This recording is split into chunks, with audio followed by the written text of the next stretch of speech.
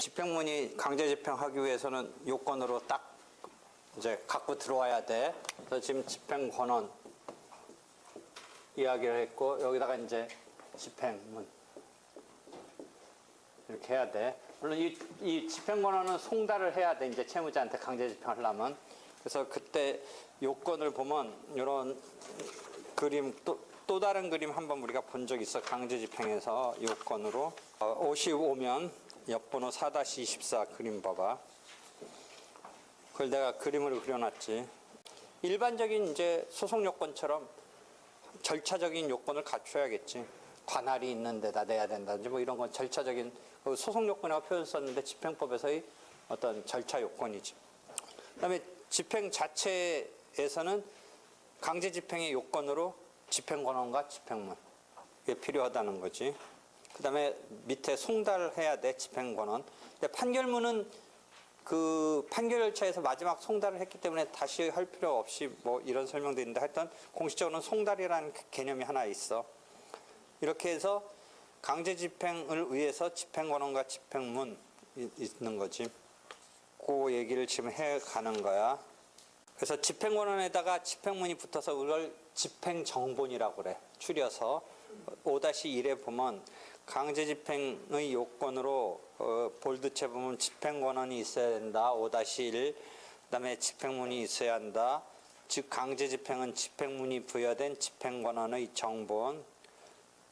그래서 줄여서 집행 정본 이런 이야기를 하는 거지. 그래서 집행 권한 이야기를 했고 이제 집행문 5-19로 와봐. 판결 같은 걸 이제 염두에 두면서 확정 판결을 갖고 곧바로 강제 집행을 할 수 있는 건 아니고 집행문이라는 것이 필요하다. 강제 집행을 함에 있어서 집행 권한과 집행문이라는 두 가지 문서가 필요하다. 이런 거지. 그래서 집행문이 있는 판결 정본을 집행력 있는 정본이다. 판결의 경우 집행 정본이라고 부른다. 집행문은 그 시간적 갭이 있어서 그 판결문에 나와 있는 것만으로 이제 확정 판결 같은 집행 권한만 갖고 곧바로 이제 집행을 오는 거고 다시 그 분쟁 자체에 권리가 있느냐 의무가 있느냐는 확정하는 것은 아니지만 그것을 바탕으로 이제 집행을 할 수 있도록 어떤 공증적인 공식적인 이런 집행문이라는 그런 문서가 필요하다라는 거지. 공증 문서다. 법원 사무관이 발령해. 법원 사무관이 내줘.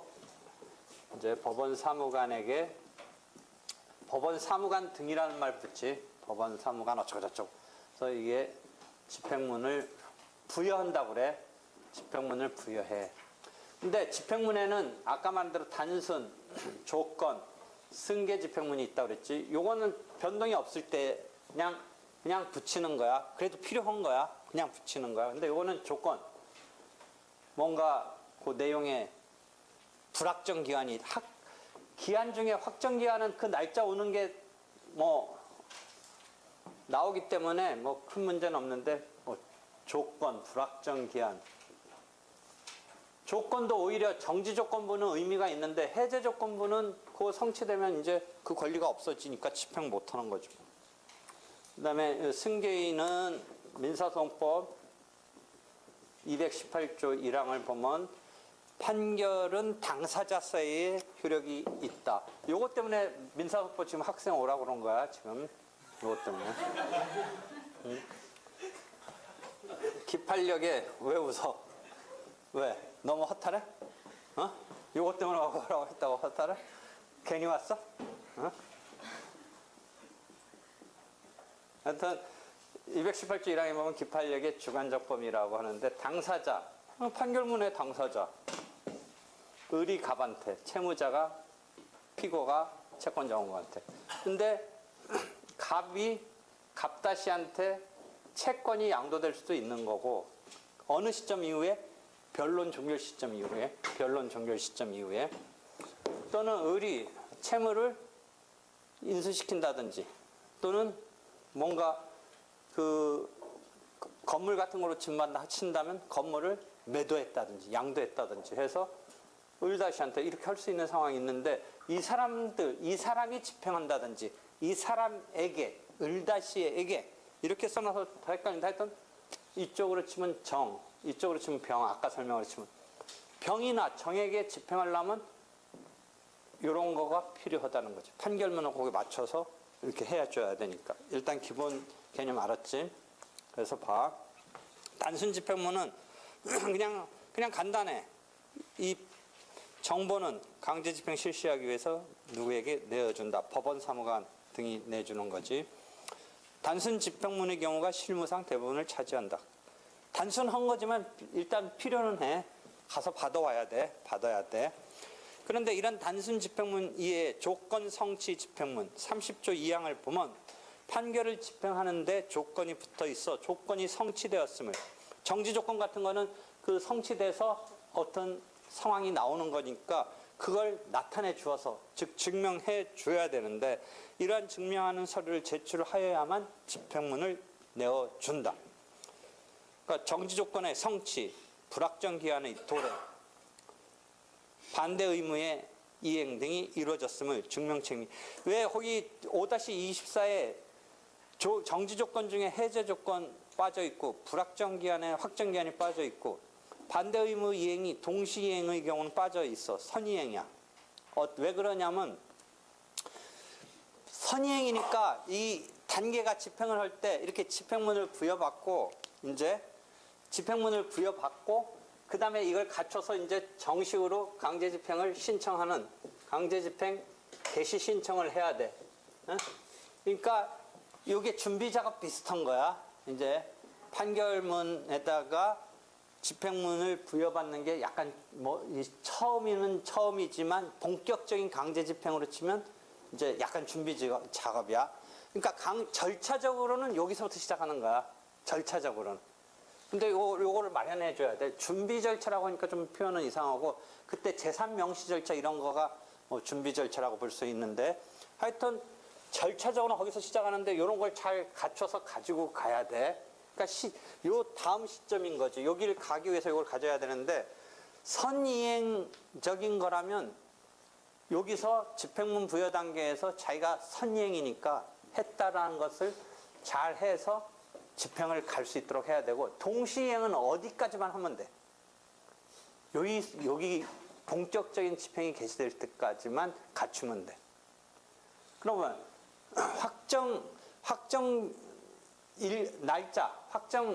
그러니까 불확정 기한 말고 확정 기한은 여기서 확정 기한이는 여기서는 아직 그 날짜가 안 왔지만 어떤 날 되면 너가 그 권리를 갖게 되는 것으로 되어 있는 확정 기한은 여기서 갖췄는지만 확인하면 돼. 달력으로 그것도 달력으로 이렇게 날짜 보면 돼. 그렇지? 근데 조건 같은 거는 여기서 체킹해서 정지 조건이 성취되는지를 봐야 돼. 정지 조건. 그래서 잘 봐봐. 지금 집행문 단계에서 정지 조건이 성취됐는지. 그다음에 확정 기한은 문제되지 않아. 날짜 달력 보고 그때 갖춰졌으면 돼. 그 달력 보면 되는 거니까. 근데 불확정 기한은 그래서 체킹을 해. 그다음에 선이행 관계의 입장의 그런 의무 이행이 됐는지 여기서 체킹해서 조건 성취 집행문에서 체킹해서 내주는 거야. 되겠지? 그런 개념이야. 보충 집행문이라고도 할 수 있다. 이게 대표적으로 조건이란 말만 가지고 조건 성취 집행문인데 5-24 바로 첫 줄에 그런 것 등을 체킹하는 거야. 그런 것 등을. 됐지? 75면의 그림 봐봐. 내가 집행문 부여 단계와 집행 개시 단계에서 갖춰야 되는 요건을 대비시켜 놨어.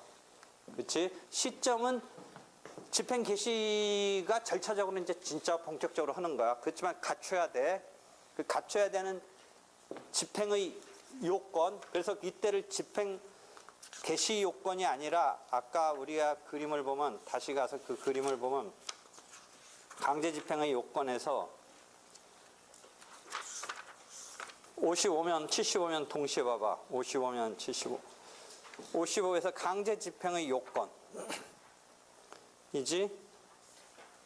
그 다음에 그 55면의 밑에 제일 두째하고 세 번째 제일 밑에 강제 집행 개시의 요건. 막 이렇게 내 나름대로 막 도해를 해놨어. 집행을 개시하는 거는 이게 그게 본격적인 절차의 첫 장면이고, 집행문 부여 단계에서 이제 우리가 강제 집행의 요건으로서 집행권원과 집행문하고 송달까지 해서 이제 뭐 그런 거 갖추고서 집행을 하는 단계에서 부여 요건에서 체킹해야 되는 게 그런 게 있다라고 75면 해놨어.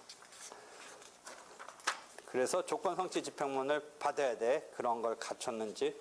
그러니까 그 집행문 부여 요건 75면을 보면 선이행은 왼쪽이지, 상환이행은 집행 개시 단계에서, 상환은 동시하는 거니까 그 단계에서 체킹하면 돼. 선이행은 먼저 해야 된다는 의미니까 집행문 부여 받을 때 체킹하는 거야. 집행문 부여 받을 때. 되겠지? 그 다음에 문제는 이제 승계 집행문이 문제가 되네. 그래서 5-25로 와서 봐서 명의가 변경 내지 이전됐다고 그래서 5-25 보면 승계 집행문을 명의 변경 내지는 명의 이전 집행문이라고 그래. 그래서 이제 여러분이 민사소송법을 배울 때 기판력의 주관적 범위에서 변론 종결 뒤에 승계인에게 집행하려면 승계 집행문을 받아야 되는데 그 범위를 갖고 싸우는 얘기가 나와. 어느 경우에 이 사람을 승계인으로 볼 거냐라는 게 민사소송법에 계속 나오는데 여기서도 또 그 이야기가 나와.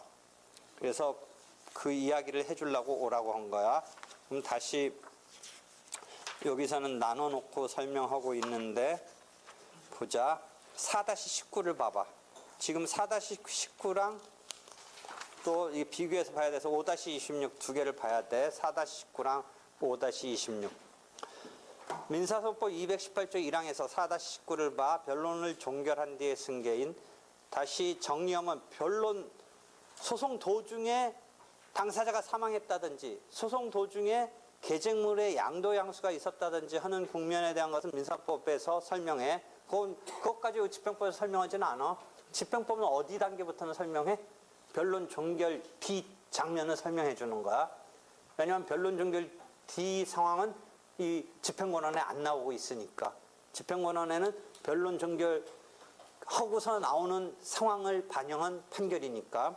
그래서 218조 1항에서 변론을 종결한 뒤에 승계인에게도 판결의 효력이 미치는 것으로 규정하고 있는데 그러면 기판력이 미치는 범위가 집행도 할 수 있는 범위가 된다. 집행력의 주관적 범위가 된다. 집행법에 그래서 25조 1항에 그렇게 쓰여 있어. 집행법 25조 1항을 보면 집행법 25조 1항. 그러니까 민사소송법 218조 1항을 이어받아서 변론 종결 뒤에 승계인을 이어받아서 집행법 25조 1항이 뭐라고 돼 있어? 읽어봐. 집행법 제25조 집행력에 있다. 그 사람에 대하여는 피고 측이지, 그 사람을 의하여는 원고 측이지. 상황으로. 물론 변론 종결 뒤에 승계인 말고도 기판력이 주관적 범위가 확장되는 경우가 여러 가지 있어. 민사법에서 이제 배워. 218조 3항에 가서 보면 소송 담당 등에 있어서 원래의 이 기속 주체도 있고, 그 다음에 단순한 목적물의 소지자도 있고, 아직 안 배웠지만 소송 탈퇴라는 개념이 있어. 민사소송에서 탈퇴자에게도 판결의 효력이 미치는데 일단 변론 종결을 뒤에 승계인만 봐. 변론 종결 뒤에 승계인인데 옛날에 뒤라는 말을 후라는 건데 그것도 뭐 우리 국어화한다고 한 건데 변론 종결 후에 승계인이라는 게 옛날의 용어야. 근데 지금은 그 후를 뒤라는 말로 아마 민사법 조문본 바꿨을 거야. 변론 종결 뒤에 승계인. 하여튼 변론 종결 후에 승계인. 뭐 변론 종결 뒤에 승계인. 그래서 어떤 사람이 승계인이 되느냐가 그 박스에 민사법에서 무진장 여러분이 나오는 이 얘기인데 여기서 다시 나와. 하여튼 뭔가 넘어갔는데 이 넘어간 사람으로서 판결의 효력, 기판력 또 나아가서 집행력을 미치게 할 수 있는 그 범위를 어떻게 할 거냐. 승계가 됐어.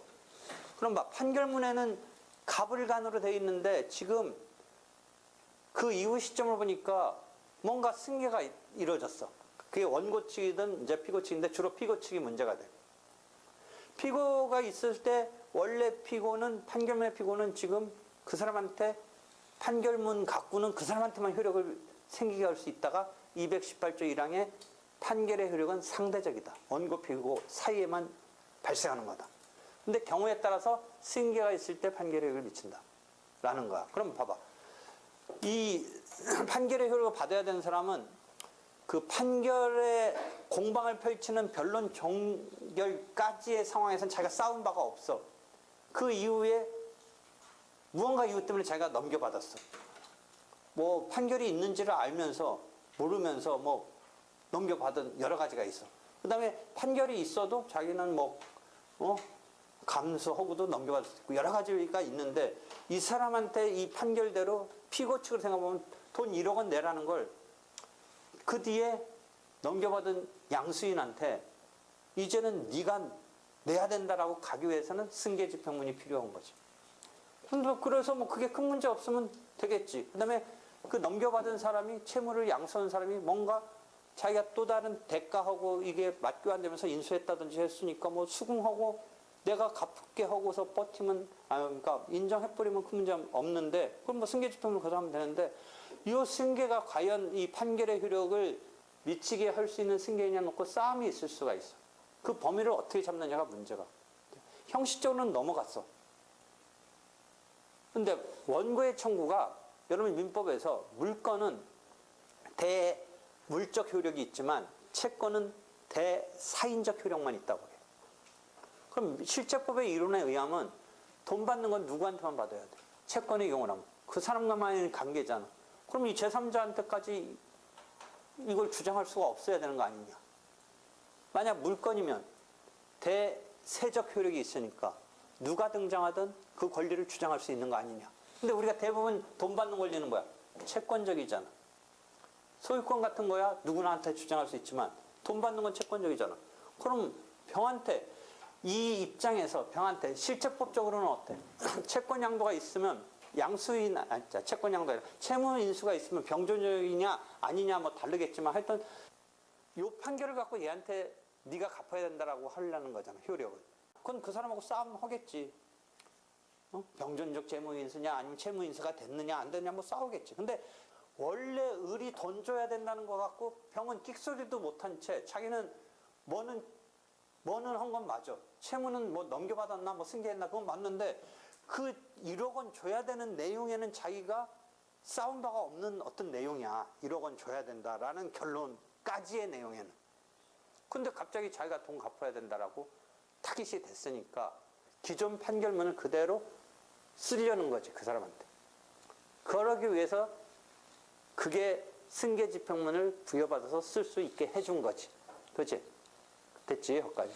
근데 그게 막 어떤 범위에 설 거냐가 이제 민사법에서 나오는 건데 그 범위를 설정하는 것의 중요한 이익은 뭐야? 원고는 기껏 1, 2년 걸려서 막 열심히 싸워서 돈 받을 수 있는 권리를 받아냈는데 그 이후에 채무자가 그 채무를 싹 넘긴다든지 그 뒤에 어떤 집 또는 어떤 물건 인도 청구 소송 내서 2, 3년 걸려서 이겼는데 그 뒤에 그 물건을 다른 사람한테 넘기고 그러면 이 판결 효력이 다른 사람한테는 쓸 수 없다라면 휴지 조각, 이제 그야말로 휴지 조각이지.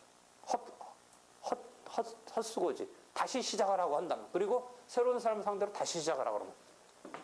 그러니까 이 원고의 입장에서는 좀 아까 같은 상황에서의 원고 입장에서는 이 판결의 효력을 그 제3자한테 계속 미치게 할 필요성이 있지. 근데 이 새로 등장하는 제3자는 이 판결의 효력이라는 것은 기본적으로 자기가 다툰 것의 결과물로 이기고지고 내려진 결과물인데 제3자는 자기가 다투지 않고 전주 자기한테 넘긴 사람이 다퉜을 뿐이잖아. 그 승패를 자기가 떠맡는 거잖아 지금. 그러니까 이 사람 입장에서는 내가 생각하고 맨날 주장하는 민사소송법의 기본 정신은 뭐야? 전명서의 민사소송법은? 절차보장. 그러니까 이 절차보장은 뭐야? 절차에서 충분히 자기가 반격하고 자기가 억울하고 이렇게 주장을 펼치고 의 결론에 대해서 수긍하는 거지. 그 결론이니까 받아들여야지. 더 다투면 안 되지. 그렇잖아. 근데 지금 등장한 제3자는 적어도 그 판결까지 싸운 사람은 을이었잖아.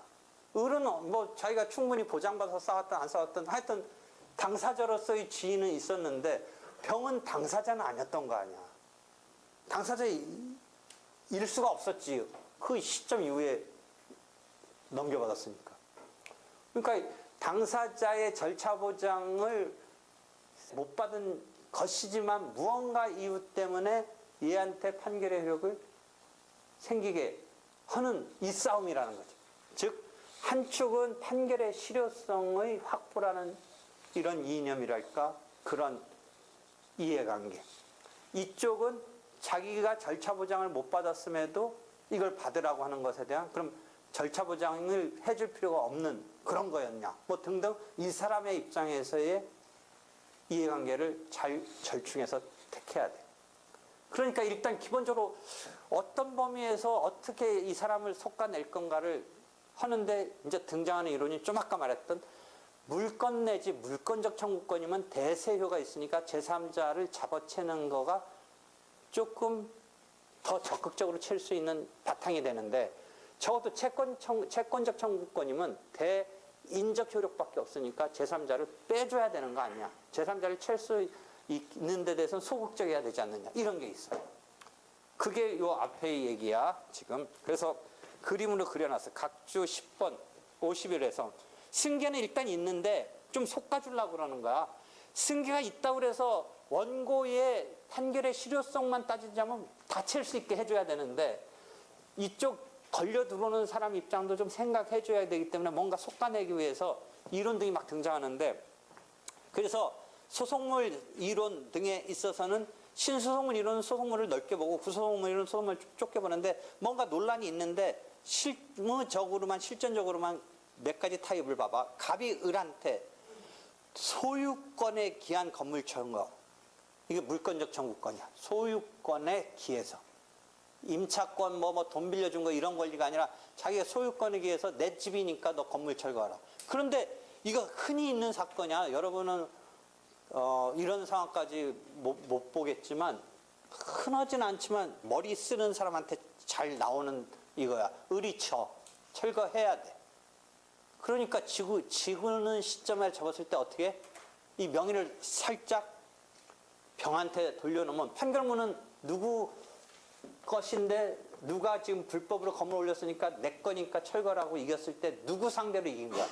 을 상대로 이겼는데 갑자기 그 뒤에 보니까 을은 이제 없어지고 병이 뭔가 살던 사람 거기서 강제로 무단히 살든 사는 어떤 사람을 탁 돼 있는 거야 지금. 그럼 이 판결문 갖고 병한테 가서 너 나가야 한다면 병이 뭐라고 얘기해서 판결문에 을이라고 돼 있는데 무슨 소리냐 이렇게 얘기한단 말이야. 그럼 갑은 병한테 하려면 승계집행문을 받아내야 되는데 지금 이게 승계집행문을 받을 수 있는 승계인이냐 아니냐가 논란이 될 수 있는데 물건적 청구권이니까 승계인이다라고 본다 이거야. 이 경우는 그래서 철거집행을 갑을 간의 판결 갖고 병한테 할 수 있다 이거야. 병한테. 첫 번째 그림 알겠지? 아니 만약 승계인이라고 안 보면 못 하는 거지. 이해되겠지? 근데 이건 돼. 그런데 채권적 청구권인 그 뒤에 네 번째 그림 봐봐. 채권적 청구권. 그림 봐봐. 요거는 매매로 이전 등기 청구를 했어. 그럼 그 50여면의 첫 번째랑 뭐가 틀려?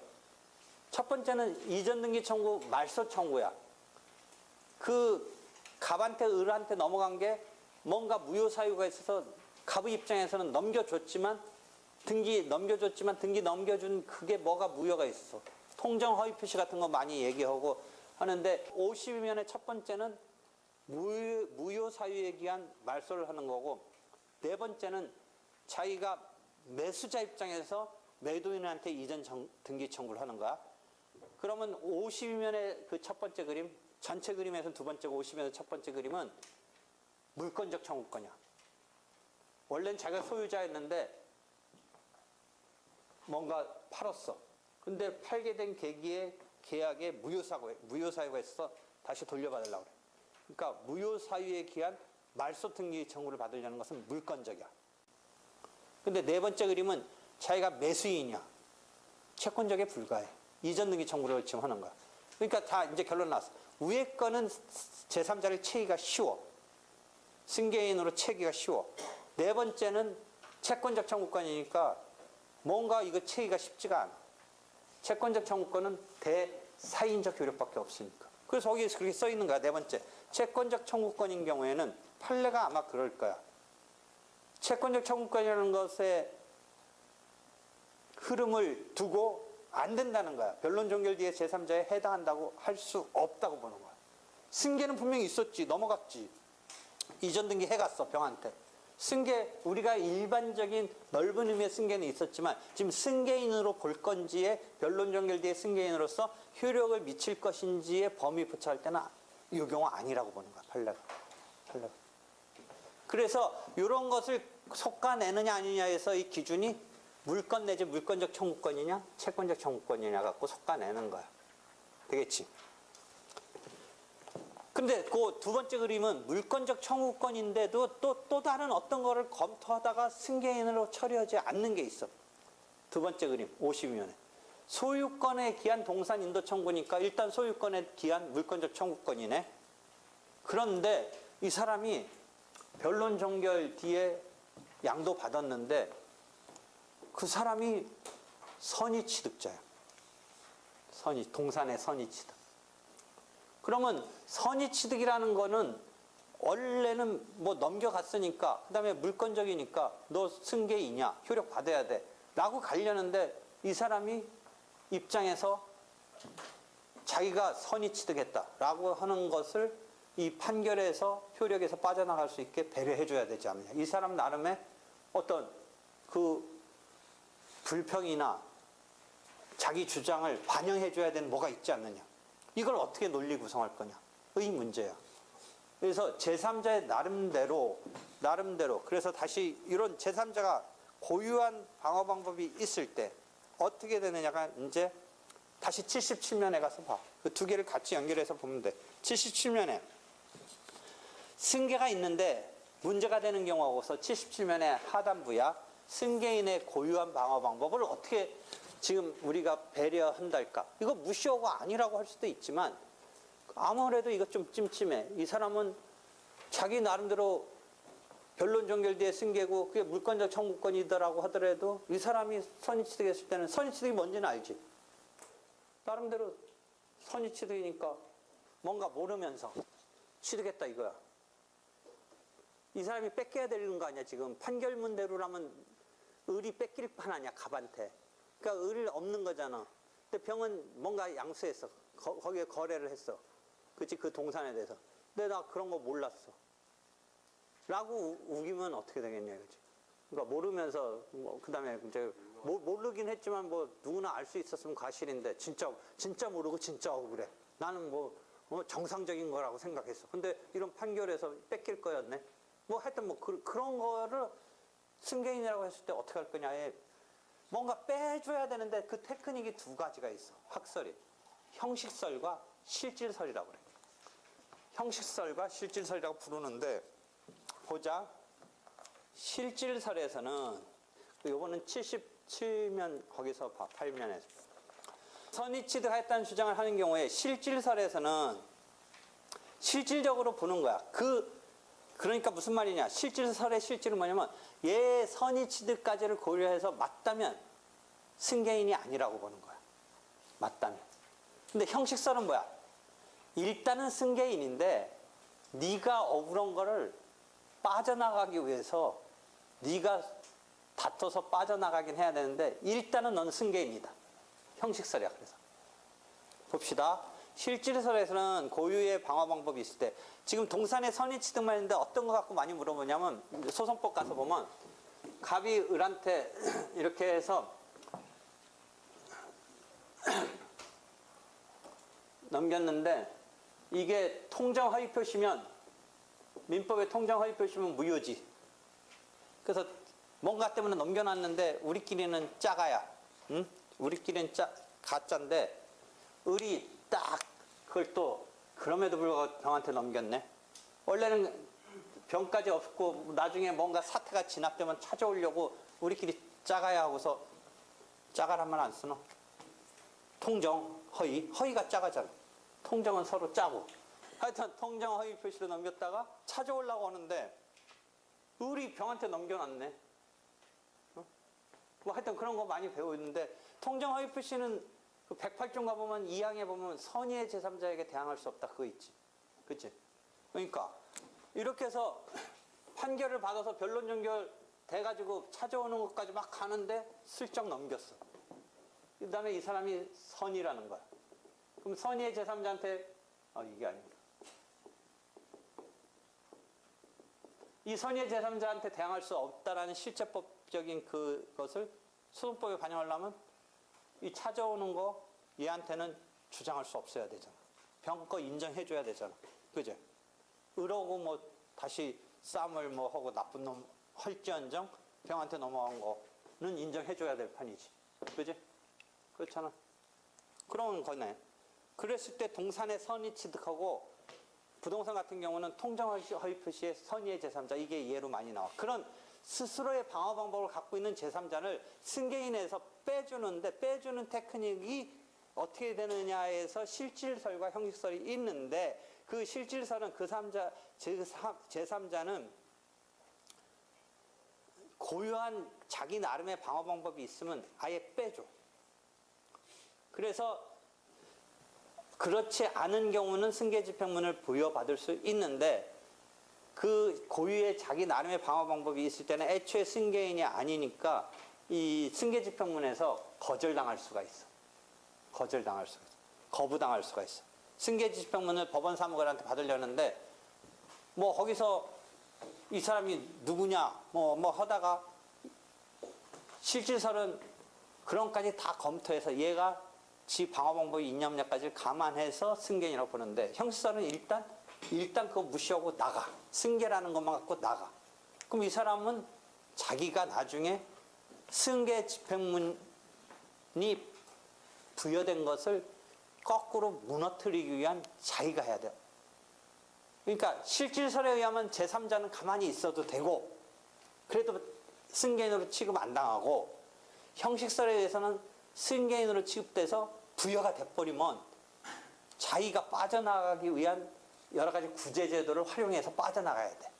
승계 집행문 부여에 대한 빠져나가기 위한 제도가 이의를 한다든지 부여에 대해서 이의하는 소송으로 하든지 뭐 이런 두 가지의 이의 신청을 하든지 소송으로 하든지 빠져나가는 걸 좀 이따 이제 다음에 배우는데 그런 것에 의해서 돼야 돼. 그제? 그래서 그 얘기를 써놨어. 한편 형식설에서는 당연히 승계인이 되고 기판력이 확장되고 그래서 승계집행문이 부여되고 그래서 일단은 강제집행할 수 있는 상황이 됐지만 다만 그 제3자는 고유한 방어 방법이 있는 제3자는 집행 단계에서 집행문 부여된 거에 대해서 이의를 자기가 신청하든지 또는 이 소송을 낸다든지 해서 자기가 빠져나가야 돼. 그래서 이 경우는 형식설에서는 기판력이 확장되는 그 대상의 사람 범위와 집행력이 확장되는 게 빠져나가게 되니까 달라지게 돼. 근데 실질설은 뭐야? 어차피 이 사람을 빼주니까 기판력이 확장되는 거랑 집행력이 확장되는 게 이꼴이 되는데 형식설은 일단 여기서 되지만 빠져나갈 수 있기 때문에 그 승계인의 범주에서 차이가 나오게 돼. 그 얘기를 써놓고 확장하는 데서 차이가 있다라고 하는 거야. 되겠지? 그래서 그런 얘기를 하고 있는데 그렇게 해서 5-32를 가서 봐봐. 5-32 이전에 승계집행문이 되는 경우는 5-29에 우리가 제3자의 소송 담당의 판결에 효력이 미치는 218조 3항. 그 다음에 소송 탈퇴라는 80조 아직은 안 배웠지만 5-30 이런 것 등에 의해서도 있을 수는 있는데 우리가 지금 변론 종결 뒤에 승계인만 갖고 일단 얘기를 한 거야. 다시 와서 5-31을 보면 집행문을 이제 뭐 단순이든 승계 집행문이든 채권자가 집행문 부여 기간은 법원 사무관 등이야. 법원 사무관 등에게.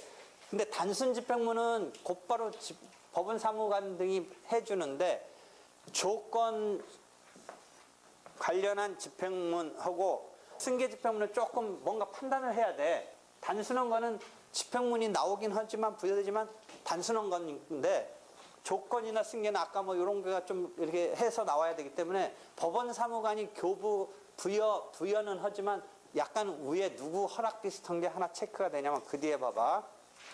일반적인 경우 5-33 법원 사무관 등이 내주는데 5-34를 보면 단순 집행문과 달리 조건 성취 집행문 및 승계 집행문의 경우에는 종전에는 재판장의 명령하에 부여됐지만 사법보좌관 제도를 2005년부터 시행함으로써 사법보좌관이 집행문을 내줘도 된다라고 뭔가 자기가 약간 판단적인 게 필요하니까 옛날에는 법관이 했는데 법원 사무관이 부여는 하지만 약간 생각할 거리가 있는 요 조건이나 승계 집행문은 법원이 해줘도 된다라고 명령해서 하는 건데 지금은 사법보좌관으로 바뀌었는데 기존 조문을 그대로 놔뒀기 때문에 양쪽 관계를 지금 정비할 필요성이 있다. 뭐 85면에 2면, 3면에 그런 얘기가 잠깐 있어.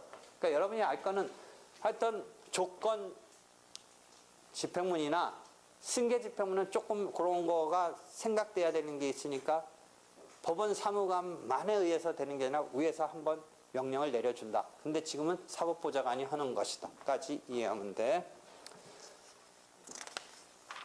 그런 상태에서 집행문 부여를 둘러싸고 어떤 구제 절차가 있는지는 5-37을 봐. 채권자 입장에서 부여 신청을 했는데 안 된 경우는 위에 두 번째까지가 채권자의 구제로 하나는 이의 신청이고 하나는 부여의 소야. 그다음에 채무자는 거꾸로 부여됐어. 근데 왜 이거 부여했냐?